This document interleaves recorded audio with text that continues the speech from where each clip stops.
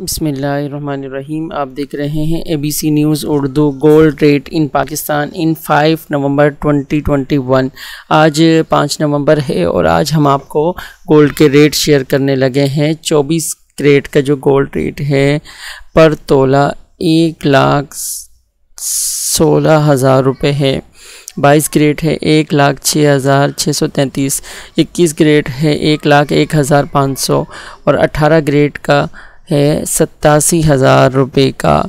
10 ग्राम सोने की कीमत जो है 99,450 रुपये। 24 कैरेट। 22 कैरेट 91,162। 87,919 रुपये 21 कैरेट और 18 कैरेट की है 74,588 रुपये पर ग्राम। 99,045 रुपये 24 कैरेट गोल्ड रेट है और 91,116 रुपये। 22 कैरेट 87,002 रुपये। 21 कैरेट 74,560 रुपये।